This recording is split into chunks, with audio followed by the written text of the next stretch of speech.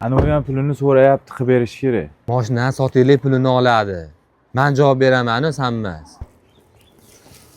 Aka, mashina sotiladimi? Ha, sotiladi aka. Ko'ring, mashina zo'r ammo. Aka, mashina zo'r ekani gapni ochaman, bor bu demas mashinam. Ustiga qo'shgan pulim yo'qda aka. Aka, shuni ham o'ylaysiz, mashinani jinday banki bor. Siz mashinangizni bankka qo'yma, buni yopib beraman. Buni bemalol minib yuraverasiz. 2-3 kun minib ko'rasiz. Agar ma'qul kelmasa qaytib olaveraman. Bu mashina ham menga o'zimga qadrli.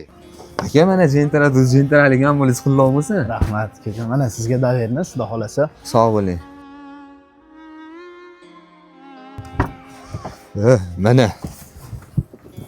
Mana bo'ldi, mashina biz nomimizga o'tdi. Hamma narsa hal bo'ldi.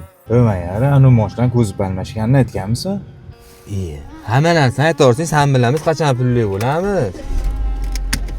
Shu ko'chada qolib ketaverishdan zerikib yangi mashina olsam, yangi mashina ham buzilaverar ekan.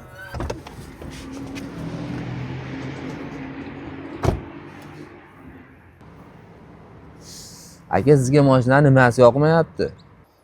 Aka, bu mashina o'zimnikidan ham ko'p buzilyapti-da. Menga to'g'ri kelmadi. Qaytarib beraverasiz keyingiga. Mana labz olib keldim.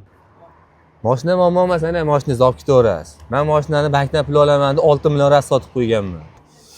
Aka, nech pul rasot qilgan bo'lsangiz, hammasini to'layman. Iltimos, men mashinamni o'zimga qaytarib bering. Menga xat kelibdimi? Mashinamga kredit olinibdimi?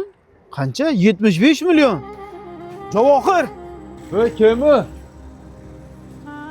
Aka, o'rtog'iz 75 million kredit olgan ekan mashinamga. Xabaringiz bormi shundan? Aka, ha.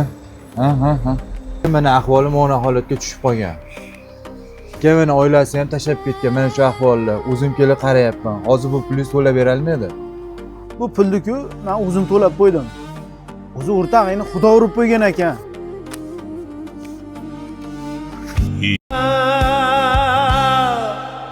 Bittaman zo'rman deding, o'zgalar haqqin